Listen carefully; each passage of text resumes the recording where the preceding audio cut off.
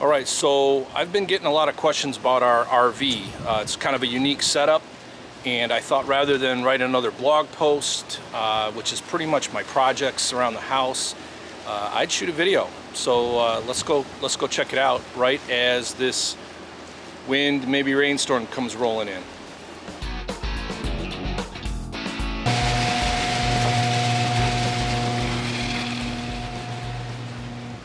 So what I got here is a Jeep Gladiator. It's a 2021 Max Tow Edition. I traded in the green one, which was just the factory tow, so that I could get the heavy-duty tow package. So the Max Tow gets me a little wider heavy-duty axle and some other fun stuff that raises up the tow rating to 7,650 pounds, right? So this is a little bit of a smaller truck. It pulls pretty good, just not up through the mountains and such. And then we've got the Winnebago 2306 BHS, which means it's got the bunks in the back. It's 26 feet long basically, and it's got this adventure package which raises it up a little bit, and it's the Explorer package, comfort package, which gives it some heated underbelly. So we had just had it at the shop and they fixed our water heater. We were losing fusible links in here. Yeah, that rascal there just kept burning out. It was too close to the flame, which is right inside there. So we kept losing our hot water. So we did a 4,500 mile trip to Michigan's Upper Peninsula and back here to Arizona this past summer. And then we did a Lake Havasu trip and worked out pretty good. Well, so much for that. I was gonna show you how I unhook it and how I set it up here at the house, but the rain's coming down and I'm not gonna leave the camera out in that, so you can watch me do it in the rain.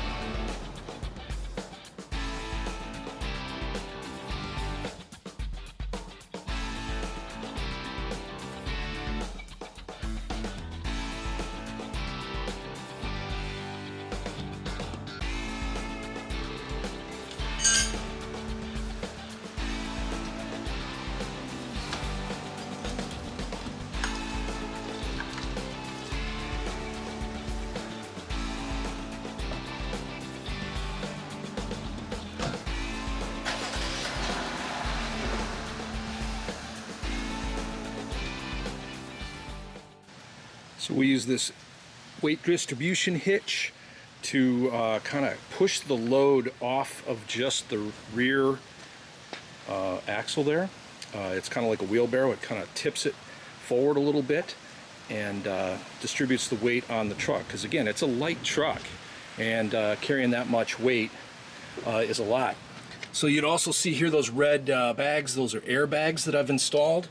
I have lines going down to under the bumper where I put an air compressor and put about 30 pounds of air in there to just kind of fill up the spring area there and keep the whole thing from squatting.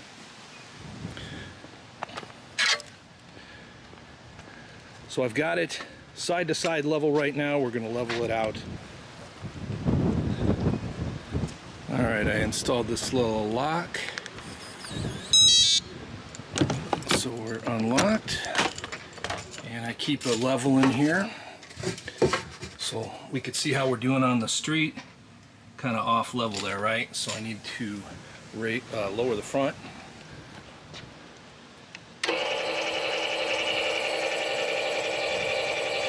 Use the automatic jack here.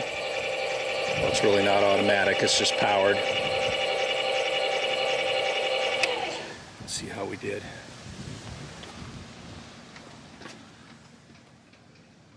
That's what I'm talking about. All right.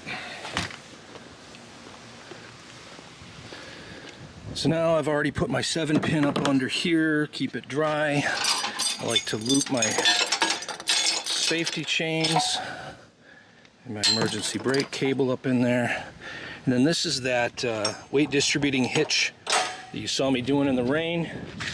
It uses these big old bars, right? These heavy duty bars.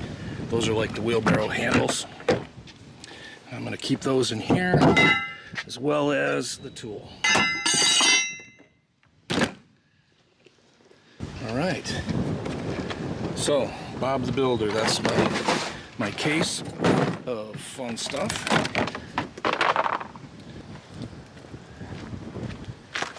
Add another wheel chuck.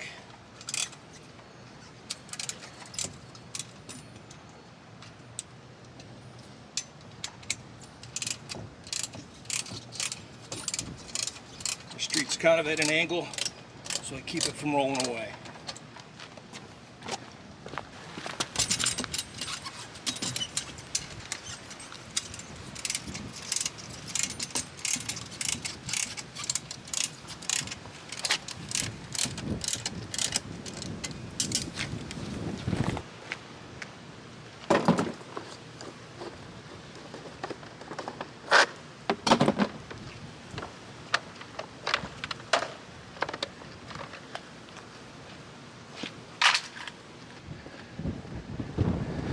We've got these stabilizing jacks here that keep the thing from moving around.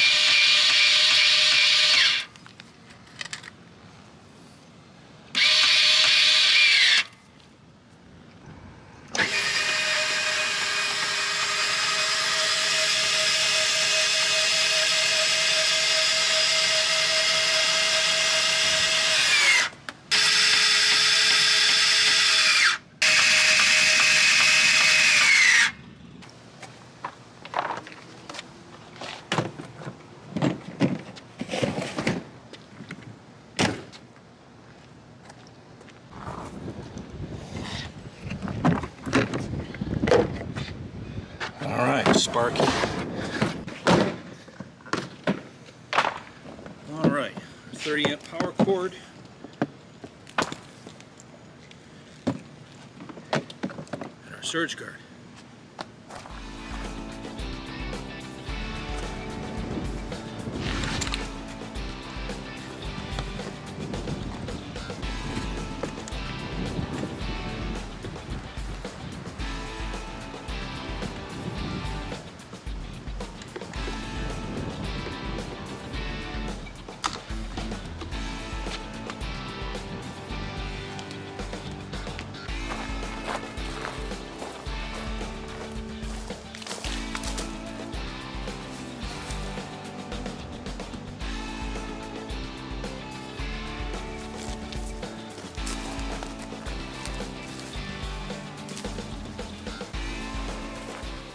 Alright, so I added this 30 amp receptacle on the side of the house earlier this spring before we even got the trailer.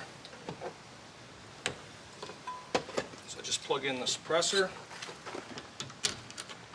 and turn on the circuit. Check it out. Everything's reading good. Turn it off. Plug in the trailer and pick it up off the ground. All right, now we're on.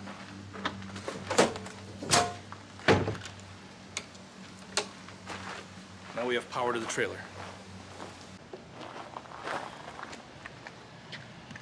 Okay, we're good. Oh, and hey, check out, here's another thing we added. This is like an external waste valve here, which opens and closes right at the neck of the drain lines. Normally, you have to pull your black tank lever and your gray water lever here, but on our trip to Michigan, I don't know, some kind of joker pulled this thing, so as soon as I popped the cap off, I had a bit of a poopsie. So I wanted one last area here just in case something comes through the valves. I could hook up my hoses and go to the campground waste. All right, so that just rides here. So I'll show you inside.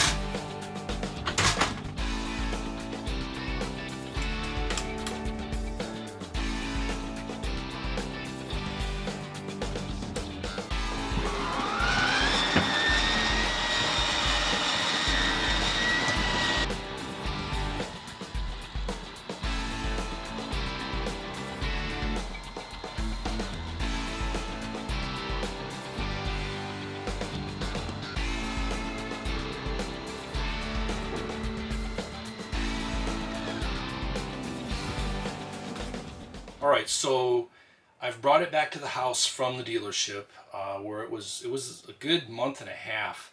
Just getting some small stuff done. Hot water heater, adjusting the television set, toilet was spraying over the edge, some minor adjustments to the refrigerator, just kind of the trim and stuff like that. Not bad at all. This has been a really great little travel trailer. So anyway, I only have it set up with electrical here at the house. I don't hook up a sewer or anything like that. We're going to just start doing a couple projects in here and getting it loaded up for the weekend. But I'll show you around a little bit before I turn on the AC. It's overcast right now, but it's still 102 degrees, so it's a little warm in here. So I'll show you around again. This is a Winnebago 2306 BHS. So first up, we've got this little couch, which we love. This couch is actually a Murphy bed. Right, so this is kind of a master bed here. I got a couple USB ports up there. We've got some electrical outlets up there. It's just really perfect. We just put a little mattress topper on here, make it a little bit more comfortable. But that's the couch section. We've got a slide out here, which I just showed you coming out. This has got the dinette.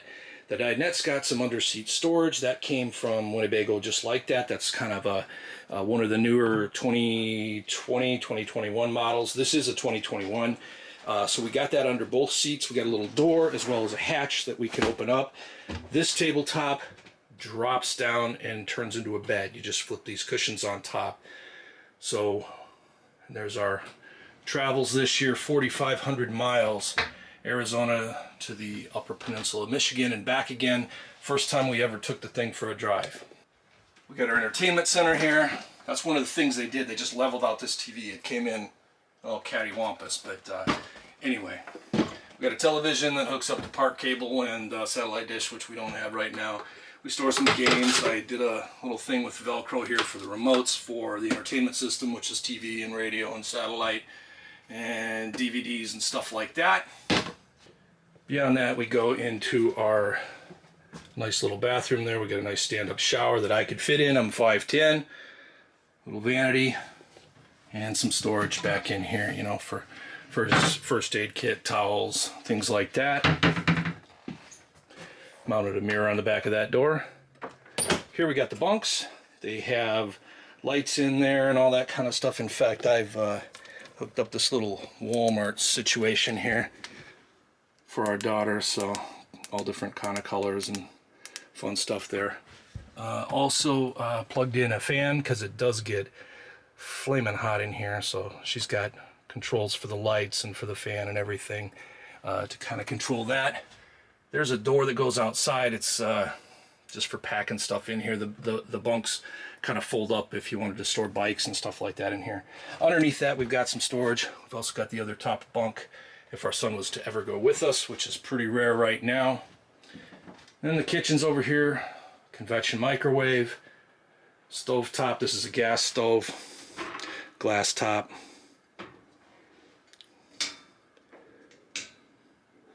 Looks like the lights don't work. every time you take these things out, something else happens, right? A nice deep sink, which we carry stuff in, right? So I just tumbled that all the way from the west side of Phoenix to get home. Haven't even opened this up yet. Not too bad. Not too bad. Hasn't catapulted everywhere. Anyway, decent amount of storage in this little kitchen. Nice seating area. Nice entertainment area. Plenty of windows. I've got them closed right now because I'm just parked on the ugly street. So now it's a rainstorm out there. So I'm out in front of the house. I'm gonna have to dash into the garage. Oh man, it's getting soaked. But anyway, towing this thing with a Jeep Gladiator, right? So that's where I get questions. I mean, every gas station, somebody just comes up, how's it pull? And it pulls all right, right? So it's a light truck. That one is just about as tricked out as you can get it to tow, right? It's not a Rubicon. It doesn't have all that extra off-road stuff to it, so it's stripped down from that aspect, but it's got beefy towing capabilities. So like I said earlier, 7,650 pounds tow capacity. This trailer is 4,500 dry. So it's still close. I still like to only carry it at about 80%. And we've really had no trouble. The only struggle that I get is climbing through the mountains. And if I want to leave Phoenix anywhere north, it's climbing mountains, right? You have the I-17 headed towards Flagstaff. That's pretty well the only way out of here if you're going at all north. And it's a crawl. That engine screams. It's a 3.0 V6 gasoline engine, and it stresses it. So you just got to be smart about it. I keep my my oil changed. Man, it is blowing now. Keep my oil changed. I have installed a brake controller for it. I'll show you that at some point. In fact, I am writing a blog post on that because that's kind of more of a DIY. The airbags, the brake controller, drive slow and easy. Get behind a semi when you're going through mountains, and it's fine. Fuel mileage, normally that truck gets about 18, 19, 20 miles to the gallon, just kind of around town on the highway and such like that. Towing a trailer, you're getting 10. So when we went cross country and got into some of the more spacious areas, we were filling up, you know, pretty well at a third of a tank. We just didn't want to get ourselves in a situation where we were running on fumes looking for gas. So you're filling up a lot, and truck stops are the way to go, I'm telling you. Trying even a trailer of this size, which is pretty small, we got really nailed in some gas stations on the freeway trying to get in and out. Just an impossible situation a couple times. So truck stops have been wonderful, but man, it is raining, guys, and I'm sweating. Anyway, I'm turning on the AC in here.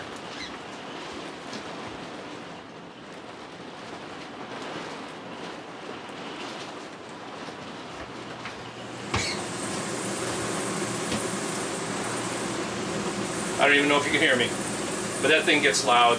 It's not bad. It's comfortable to sleep in. It does have a heater, so this is electric only, but the refrigerator is powered off of electric or propane, so either or. And then propane furnace, which I don't even know if it works. We bought this in May, and there is no point in using a furnace in Arizona, right? So we'll see what happens when everybody else is storing their RVs and we're still playing in the wintertime, right? So besides that, we do have the hot water heater, which is gas and electric. That was our only major issue, and that has been fixed, so looking forward to that. So anyway, I might show some more stuff on this channel.